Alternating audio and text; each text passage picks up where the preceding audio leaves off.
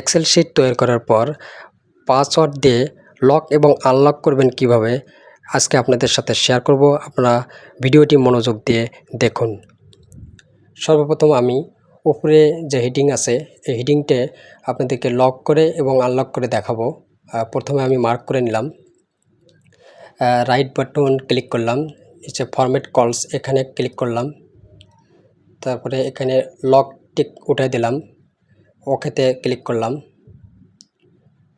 তারপরে উপরে হেডিংটা মার্ক করে নিলাম, আবার রাইট বাটন ক্লিক করলাম, ফরম্যাট কলসে গেলাম, এখানে লক করে দিলাম, আবার ওকেতে গেলাম, উপরে পেজ লেআউট এখানে ক্লিক করলাম, তারপরে রিভিউ এখানে ক্লিক করলাম, তারপরে প্রোটেক্ট শিট এখানে ক্লিক করলাম। এখানে পাসওয়ার্ড দিতে হবে, আমি 4 সংখ্যার পাসওয়ার্ড দিতেছি, ওকেতে ক্লিক করলাম, আবার ওই পাসওয়ার্ডটি এখানে দিতে হবে, আমি ওকেতে ক্লিক করলাম। এখানে দেখতে পাচ্ছেন লক হয়ে গেছে। এই যে পাসওয়ার্ড চাচ্ছে, পাসওয়ার্ড ছাড়া আনলক করা যাবে না, আর আপনাদেরকে পাসওয়ার্ডটা অবশ্যই মনে রাখতে হবে, নয়তো পরে আনলক করতে পারবেন না। এখন আমি উপরের হেডিংটা আনলক করে আপনাদেরকে দেখাবো।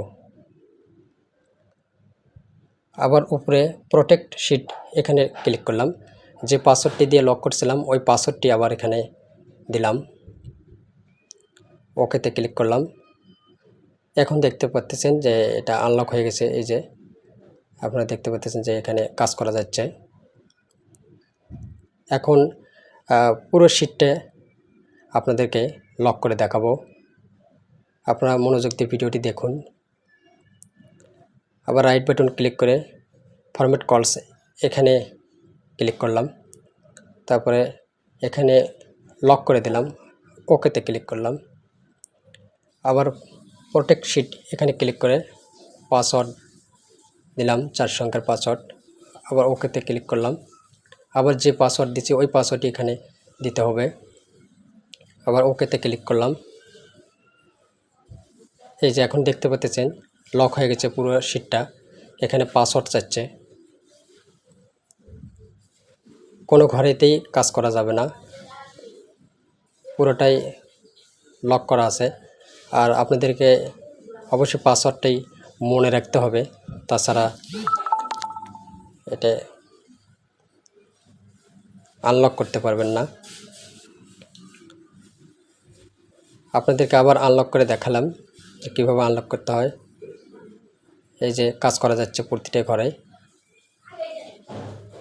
আশা করি আপনাদের একটু উপকৃত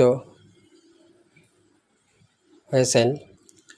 আমার ভিডিওটি দেখে যদি একটু উপকৃত হন তাহলে অবশ্যই সাবস্ক্রাইব করুন।